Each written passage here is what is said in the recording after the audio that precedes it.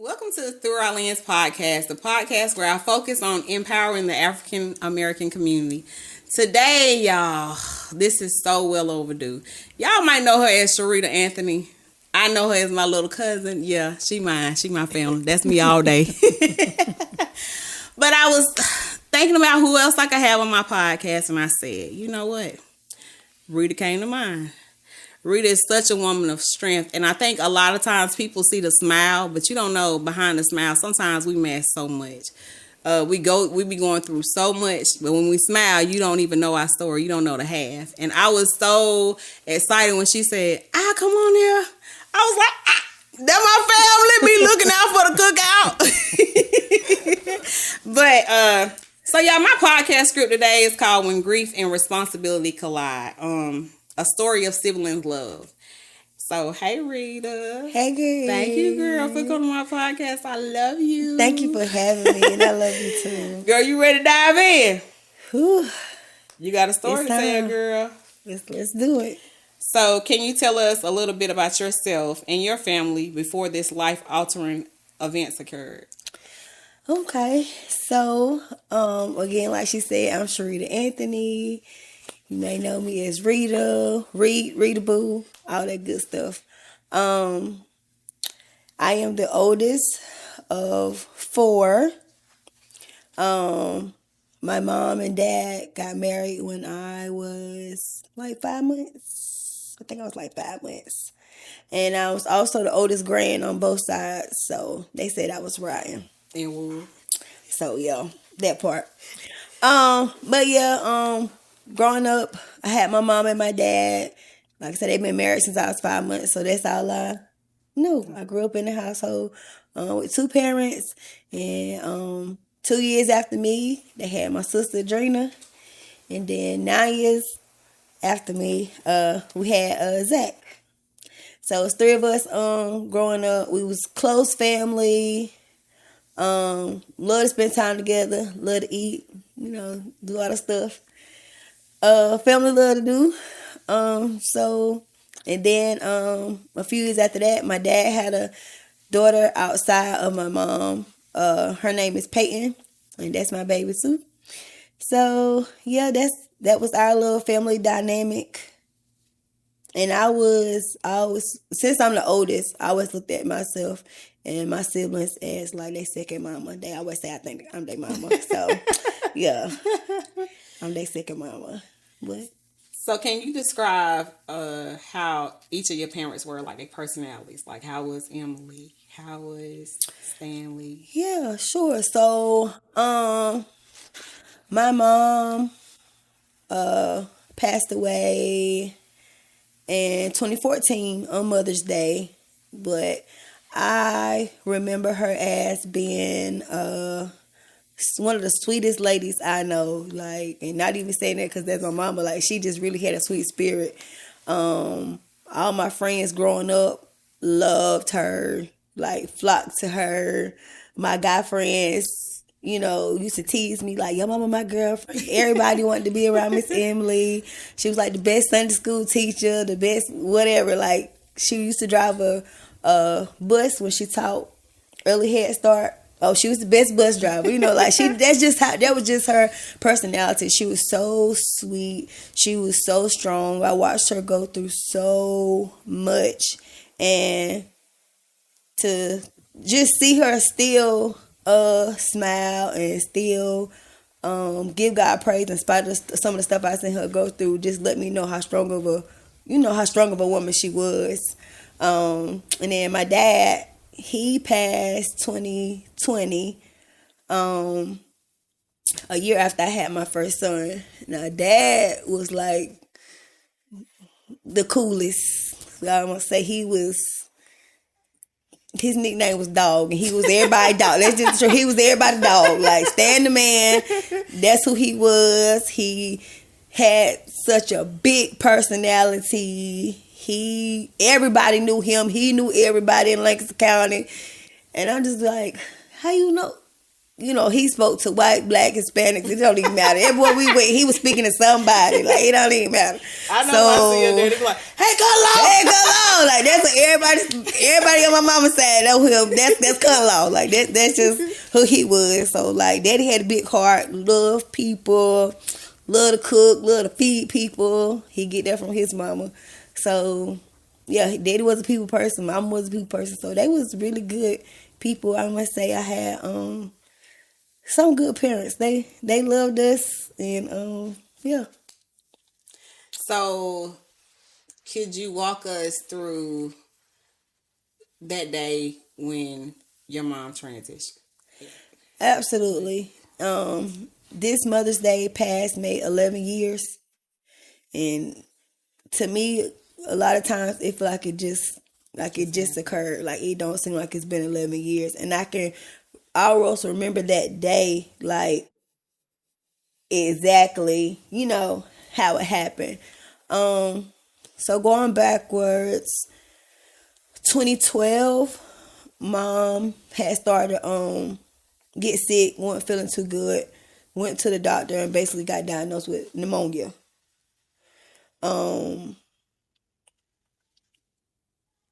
She just had a little down from that, but we like, okay, this pneumonia, you'll get better.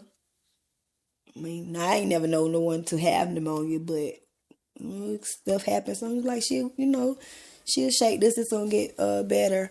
And what to us seemed like she was getting better from the pneumonia.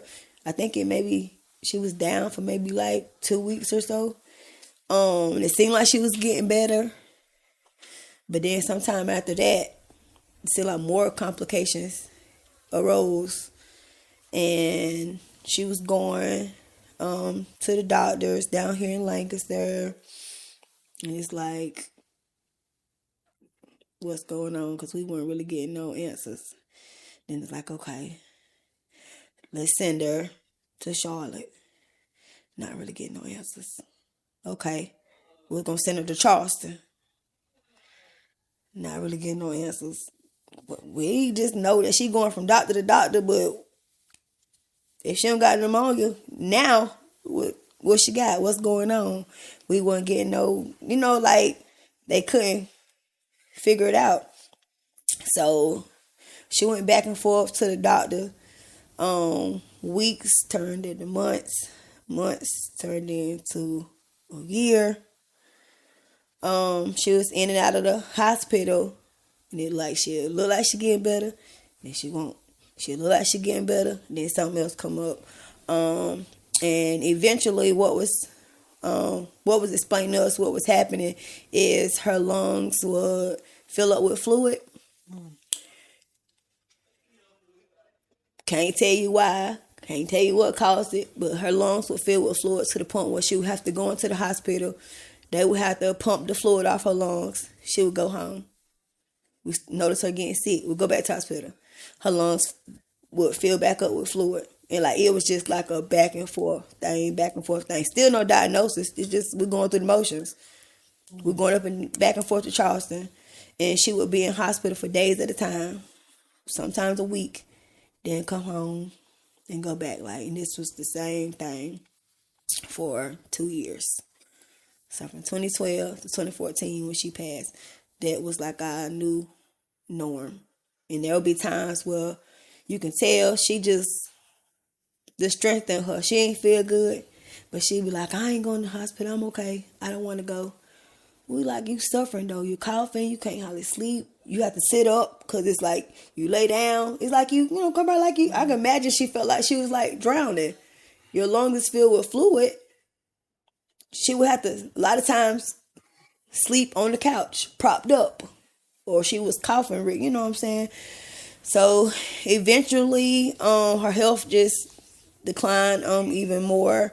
They tried to diagnose her with lupus at one point. But they're like, no, she had this and this, but she don't got that and that. So, it ain't lupus. They ruled that out. So, even up until her passing, there was still no diagnosis other than some type of autoimmune disorder. It was rare. Mm-hmm. She never smoked. She wasn't a smoker. And you know what I'm saying? Like she just had some bad lungs. It's just something that happened. So that was, hard. But again, through all that, she remained extremely strong. In her latter days before passing, she caught shingles. You always see these little commercials and stuff. I'm like, what's a shingle? But she would be in excruciating pain to the point where she don't want to wear clothes because the clothes on her skin would just feel like fire, like just burning sensation, like just tore her skin up. And also at some point, her lungs got to the point where she really couldn't breathe on her own. They put her on oxygen. So she was on oxygen for a while. Everywhere we went, she had to take an oxygen tank. She had a big oxygen machine at home for home. And then when we would leave the house, she had to carry oxygen because she just didn't have the capacity to breathe like that, for herself. She needed help. And getting closer to her death, it had been a while before she got out and was able to go to church and do all kind of stuff. She had started feeling a little bit better, and she had a doctor's appointment like the week before Mother's Day. She ended up having to get a trach put in her neck. I can't remember how long she had the trach before then, but her wishes were to have her trach taken out before Mother's Day. Because she was like, I'm going to church Mother's Day. I've been feeling okay. I want y'all to take me to church. It's been a while, but we're going to church for Mother's Day. We all going to spend Mother's Day together. I'm going to get this trach taken out because I'm going to be cute. I ain't finna have to walk around with that thing in my neck. You know what I'm saying? Like, she still was like, I'm going to be cute. I'm going to look like somebody. They're going to take this trach out. And I'm going to wear me a little scarf to cover up the scar. And we're going to church. So that week before Mother's Day, I don't know, maybe like a Wednesday or so, she went down to Charleston. They took the trach out. So we was like, oh yeah, we're going to church. Like, it's all good. We're going to church. Leading up to the Sunday, Mother's Day, she had started to feel down again. And everybody was there for her. We was just trying to make her comfortable. But anytime she would say she was hurting and stuff, we'd be like, Mom, we finna call the ambulance. Like, you're not feeling good. You don't just be in here hurting. Let's go to the hospital. Let's go. She was like, no, I don't want to go. And this, Lord Jesus, my mom was so funny. Y'all ain't calling no ambulance. This thing's cost too much. Y'all, we don't need no ambulance. Anybody calling them over here just to take me to the hospital and having another bills or something. We like, you worried about the wrong thing. You don't feel good. You know what I'm saying? You don't feel good, Mom. You ain't got to be worried about that. But anytime we said we was going to call them to come check her out, come look, she just absolutely said no. So we honor her wishes. Like, you know what I'm saying? She's still in her right mind. Nothing wrong with her mind. She said no. So, okay. I want to say that not before, again, she she was in so much pain. She sat on the couch. We were just trying to make her comfortable, put the pillow behind, whatever we could to make her comfortable. Do you want to take your medicine? Do you need something for pain? Do you want to take your muscle relaxer? What is it? She didn't want to take anything. She just was like thugging it out. But we just like, why? You know what I'm saying? Like, you don't feel good. She thugged it out. When I say she thugged it out, she thugged it out. She just like, let me pee. And so leading up to that as well, we just asking her, Mom, what you want for Mother's Day, So her wishes was to go to church, have that trach taken out. And one thing that stuck with me all this time, she said she wanted to have peace. So before then, I didn't really, think too much about it. But she wanted to have peace. So that morning, that Sunday morning, I remember we was all kind of getting ready for church, doing our own thing, getting ready. At the time, I wasn't going to the church my mother knew was going to, but that morning she said she really just felt bad and she wasn't gonna make it to church, or whatever. So I was like, well, since we ain't going, I'm just gonna go to my church. I was gonna go to church with her, but since she wasn't going to stay at home and everybody else said they would just stay home with her, I was like, I just go on to my church because I was singing praise and worship at the church I was going to. So I was like, I'm just gonna go ahead and go, but I'll come back, after praise and worship, because I felt like they needed me. You know what I'm saying? I'll come back home. So that morning, I remember her being in the bed, but she was in so much pain. She never opened her eyes, looked up at me. She was just balled up in the bed, just in excruciating pain. So I kissed her. I told her Happy Mother's Day, and I handed her my Mother's Day gift, but she couldn't open it. That's just how much pain she was in. So I took everything out and just kind of like told her like, this I got you, this I got you, this I got you, that. Like when I come back from church, I open it. I help you open. I open it for you. Da, da, da. So I get to church. I sing. I sit down in my seat, open my phone. Drink blowing me up.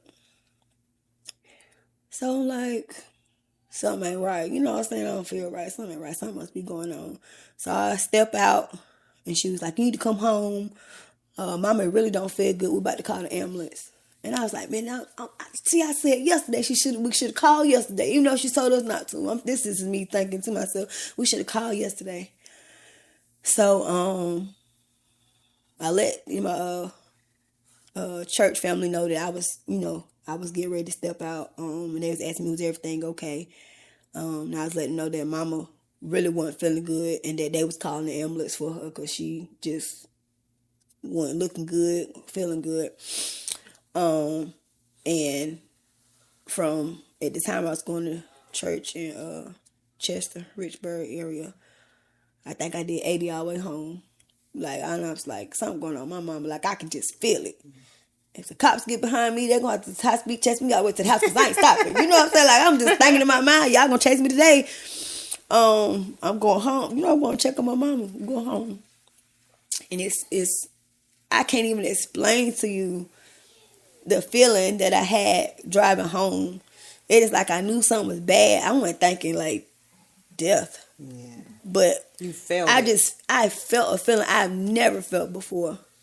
So I'm focused, but I'm like, running real. Like, if I have to, Lord, get me to my mama. Like, that's just what I'm thinking. Like, and just really, nobody but God got me home because I think I kind of maybe blanked out. I don't even remember how I got home. I just remember leaving church and then I end up at home. Like, I don't even know how, you know what I'm saying? I got to the house. But when I got to the house, I knew something wasn't right because when I pulled up, there was way too many cars in the parking lot.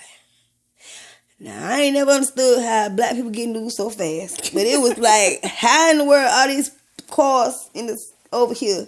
There wasn't as many cars when I left. Y'all ain't nobody go to church? So I'm like, just even getting to the apartment complex, I was getting like this knot in my stomach. In the park, I'm getting like knots. My best friend was at my house. She came and got me out the car. And you know what I'm saying? Like, why you here? Like, how all y'all get here? You know what I'm saying? So quick. You know, it was like, really people, a good little bit of people at my house. So, she grabbed me by the arm and she walking me in the house. I'm looking like, why are you being weird? Like, you know what I'm saying? This is, my stomach still in knots. I'm like, kind of scoping everything out, and I'm seeing, I saw my Uncle Bernard. And then I'm just like seeing people. What y'all doing in my house? Like on my way up the steps, we live on the second floor. So I'm walking up. At this point, like I'm feeling sick. Like I don't even know what's going on, but I feel sick. I walk in the house. I see more people. I immediately storm, like tune out everything, storm in my mama's room. And I see people over her, like they hadn't even come and got her body yet. She had passed and she was still in the bed. I saw police and maybe it's my Uncle Alan in there, back there. And I just remember blanking. I lost it. Like, totally lost it. Like, fit to where, like, I remember just throwing stuff, breaking, like, just, I lost it. And that was, like, a day I will never forget. Like, I literally, like, can remember every detail. And I remember, just asking God, like, why, you know what I'm saying? Why you didn't take me? Or why, you know what I'm saying? Like, not my mama. Like, this is my best friend. Like, me and mama, that was my best friend. Like, my mama was one of the people that didn't sugarcoat nothing. If we asked her something, I'ma tell you before they tell you. Like, could talk to mama about anything. Like, I remember where she asked me if I ever had sex. And I was like, why we gotta talk about this? Cause I guess I had a little boyfriend, and I was like, Mom, what made you ask me that? Like, but she was just that type of mama. Like, you gonna talk to me, cause I'm gonna tell you what's up, you know, like that. Like, and she was so easy to talk to. Like, we really talked to mama about everything. So, like, in that moment, I just feel like I really lost my best friend. I lost my mama, but I lost my best friend. And so, like, that was, like, I always say that's probably the worst day in my entire life. Like, worst day in my entire life. So how many years was it after that your father transitioned? Like, I want to say that makes 6 years later. so 6 years later. 6 years later. Then you had to bury your father. Daddy transition. So what was that like? Because you lose your mom, and now 6 years later you back in the same place with losing a parent. Honestly, I felt like I lost my dad when I lost my mom. Really? Just keeping it all the way 100. I think mom's passing took a toll on my daddy in a way that he couldn't explain or never really talk about us, because he was known as big dog. Like, you know what I'm saying? I never really seen my daddy emotional like that until the end, because he just like, you know, like, I'm that guy, you know. So now, from what I, you know, remember, we always been in church. My mama been saved since I was, you know, smaller. But my dad was in the streets. He loved the Lord, but he was in the streets. So, I thought that her passing would bring him out of the streets. And in my mind, like, oh, well, he just finna be. I had already made up in my mind what kind of daddy he about to be, cause mama ain't here, so he got to do this. He finna step up. But in reality, it was the total opposite. Total opposite. So, like I say, when I lost mama, I felt like I lost daddy because he wasn't there. From mama passing, it was me, Drina, and Zach. Daddy was in and out. We had to basically take care of ourselves. So did he turn into a version that you didn't recognize? Because when your mom was there, though he was in the street, he was daddy. He was a husband. Yeah. But when she transitioned, it's like, okay, who is this person? Absolutely. I would say that, because then I was like, dang, like, this what you know what I'm saying? I didn't understand it, but I'm looking like, I thought it would make you, draw you closer to us, not have you, you know, push further out there. Like, plenty of nights, we stayed home by ourselves. We was at home by ourselves. We had to figure out, you know, how we was going to eat. Thank God we had a lot of friends at the time that would come over, keep us company, or bring us something to eat or something like that. But he really was in the streets. Like, for real. Do you think he just couldn't cope with it? Because him and your mom had been together since, like, she was in how long? Since senior week. When they got pregnant with me at senior week. So from senior week all the way up until how old was your mom? Mama had me at 19. No, how old was your mom when she passed? Yeah. 40, I think maybe 41. So 42. from senior week to 41, this is all he know. Like this is his. Yep. And he lost that. He lost. And you think he just lost her, couldn't and I cope. think he lost himself. He lost himself. Yep. And he didn't know how to live without Emily. Without his soulmate. Mm-hmm. So what happened? What happened with him? Like as far as him transitioning and stuff. So I don't know for how long, but Dad was a diabetic. Mm-hmm. And being hard headed. His health declined, and he just wasn't taking care of himself. He's, like I said, still in the streets. Mm-hmm. He liked to drink.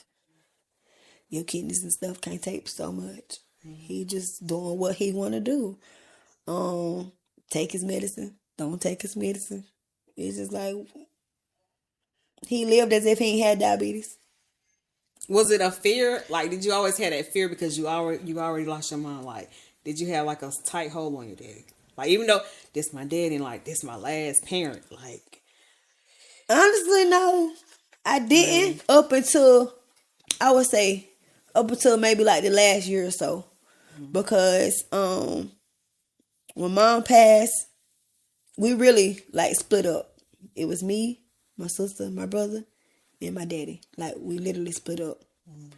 Long story short, my dad stopped paying he stopped paying bills. We was still young. We had no job. We got evicted. I had to find me and my siblings a place to stay. And we started like from ground zero because we had nothing. My dad was doing what in the streets. So we ended up getting a place, and it took a while, but then Dad started coming around because we was upset with him for some time. Like, how you let us get put out, bro? Like, we your kids, you know what I'm saying? So it took a while, but then he started coming over, every now and again. Then he would come stay the night every now and again, and then we moved. Left Langston, we moved to Rock Hill, got a spot, and I just wanted, at that time, I was like, we need to change the scenery. Like, I want something better for us. My sister and my brother, they ain't want to go. They ain't want to leave. We ain't want to go no Rock Hill. Why we got to go away to Rock Hill? Fuck. And I said, well, I'm going with it without y'all. Y'all better get on this train, let us go. Like, I just felt like just being there, mama going like, you know what I'm saying? It was a lot on your mental. Yeah, I was like, I had to get out. And then I'm like, Rock Hill ain't for y'all. Zach was still young. I ain't gonna, you know what I'm saying? Nobody up there want to be his friends. He don't leave his friends. I'm like, I understand. If y'all want to stay, ask Rosalie, can you come over there? Ask Grandma, you know what I'm saying? Go ask Grandma, can you stay? But I had to. I was like, I gotta go, y'all. I got to. I just felt that tug. I need to get out. So we all end up moving to Rock Hill. That was the best thing we could have done, honey. And I was like, y'all miss Langston. See that? I told y'all. You know what I'm saying? So everybody was on board. And, we stuck it out together. I think maybe we was in Rock Hill 2.5, 3 years. And then my dad ended up coming up there. Needed a place to stay. Wow. And we didn't see this coming at all. Cause we needed a place to stay. We had been doing good by ourselves for these 2 years, 3 years, whatever. Taking care of each other. And then he needed a place to stay. So, of course, it's our space. So, I talked to my siblings and I'm like, y'all, daddy need a place to go. They was like, we love him, but, the stuff that we went through since Mama passed and he, they was just like, nah, he ain't coming here. You know what I'm saying? Where he gonna sleep? He come here. You know what I'm saying? Like, just being real. And I was like, but y'all, that's still like daddy. Like, I was feeling some way too, but I'm like, but still, like, I ain't gonna have my daddy on the streets, like, right, sleeping, you know what I'm saying? Sleeping on the streets. It get down to it. He gotta come here. You know what I'm saying? He gotta come. Like, I'll be like, the Bible say honor your mother and your father regardless of what they do. They gotta give account for that. Right. But I ain't finna have my daddy on those streets. So he finally ended up coming to Rock Hill with us. And then within that last year, within that year, the time of him coming, and then maybe he knew something that we didn't know before he came, but his health started declining. And I was like, dang, like we was doing good, and I was like, we gotta take care of him. I'm just like, oh, this too much. Like this too. You know what I'm saying? This too much. No, I ain't come. You know, we ain't come here to do all this. Da, da, da. But we did it, and we did it together. Like his health declined to the point where like I would take him to the doctor's appointments. He would come home with all these medications. Drina made up a schedule. Or you wrote it down. Like had a set schedule. She looked like she working the pharmacy, child. She set the medicine up. Daddy, you got to take this, that, and the third. Because we was working. She's like, but so you won't skip or miss something. You take this, and the third at this time. You take this, and the third at this time. You know, we was working it out. Boom, I get pregnant with my youngest. Get pregnant with Kason. And at some point, taking care of daddy and being pregnant, it was a lot. It got to the point where he was in the house falling. He got so weak, he would have to walk around the house holding on to stuff to keep balance. And I'm like, I'm pregnant. I can't be picking you up off the floor. You way bigger than me.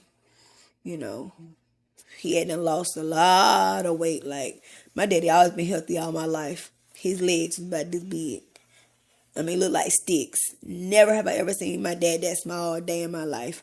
So his health was just declining, and I couldn't do it. I ended up having to put him in a nursing home. I didn't want to. It really broke my heart. But I'm looking like, I got to do what I got to do. Like, I ain't no other family helping me, you know what I'm saying? His people ain't coming up here helping me. I'm pregnant. I cannot. So end up putting him in a nursing home. So by this time, it's COVID going on. COVID had started, and I hate it because now he in a nursing home, and it's to the point where like we can't visit because of COVID. They ain't have visitors. It's shut down. So it's like, oh, okay, Lord. Like, I feel bad now. Like, I know I had to do it, but now I feel bad because we can't even see him.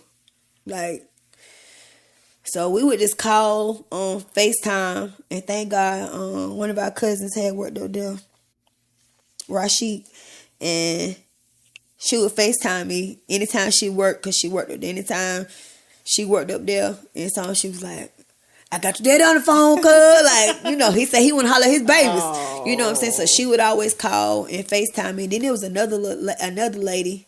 Thank God for her. I don't remember her name. But she worked up there also. And she found me on Facebook. And it was like, this your daddy? Da, da, da. Can I call you? Can I FaceTime you so we can see y'all? And I'm like, yes, ma'am. Like, yes, ma'am. So, yeah, she would call me and let me FaceTime daddy, and that's how we was communicating mostly the whole time while he was in there. And then at some point, I guess when they kind of was lifting some of the, restrictions, it would be like certain time you could come see him and stuff.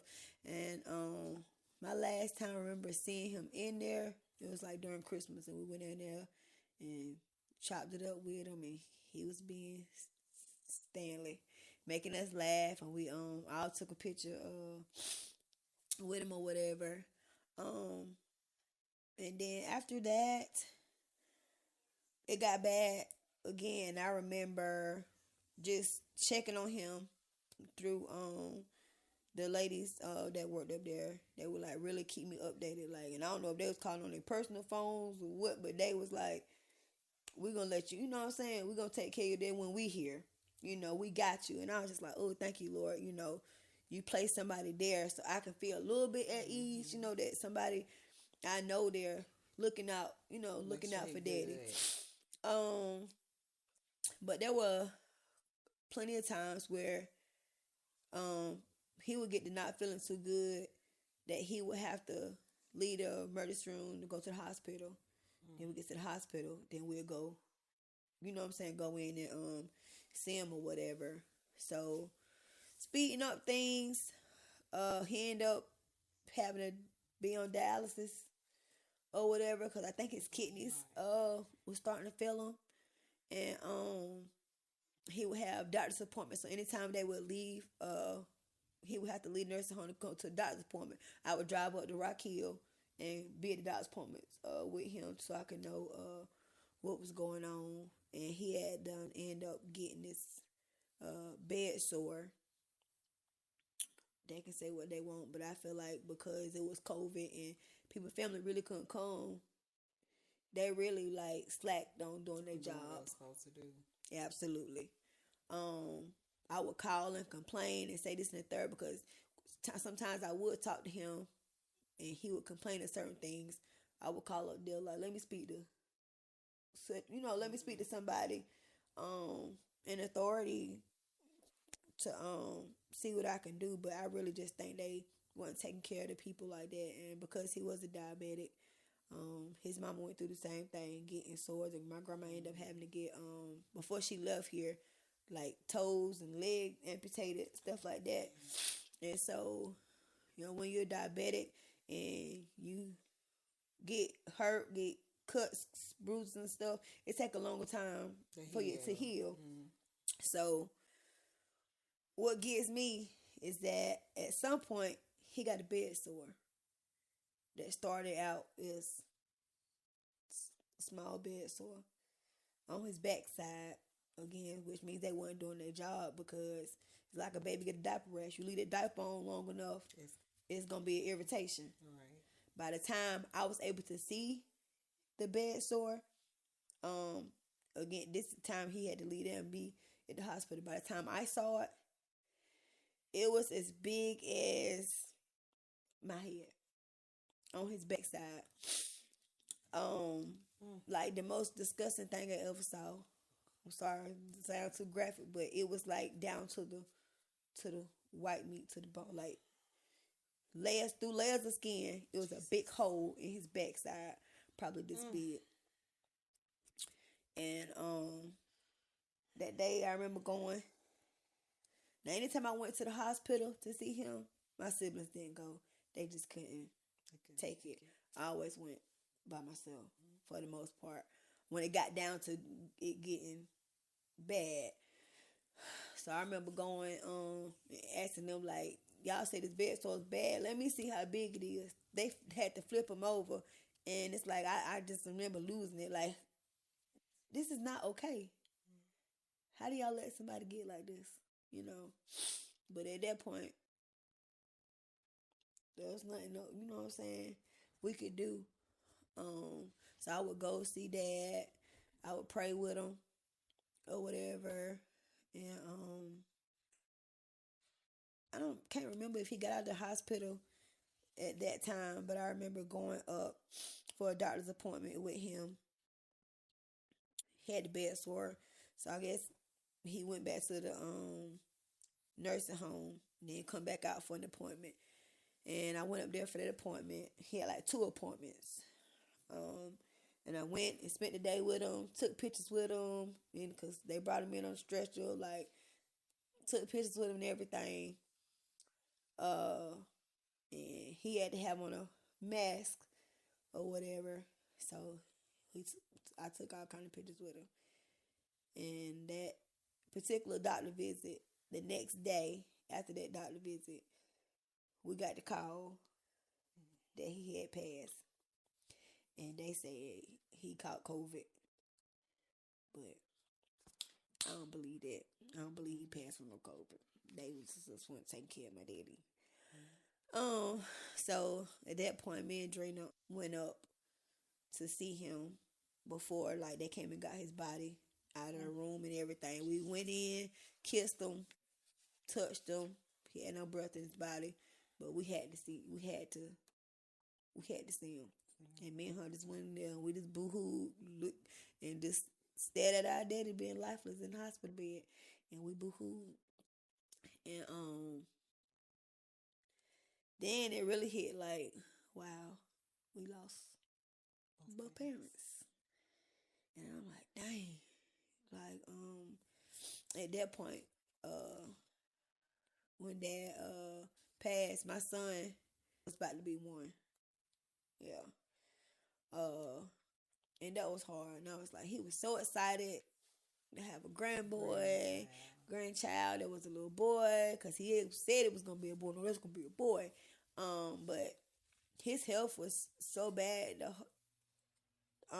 the first couple months that I brought my son home. He couldn't hold him. All I could do was put my baby in his face and let him kiss on him and talk to him. But he never even got to hold Carter.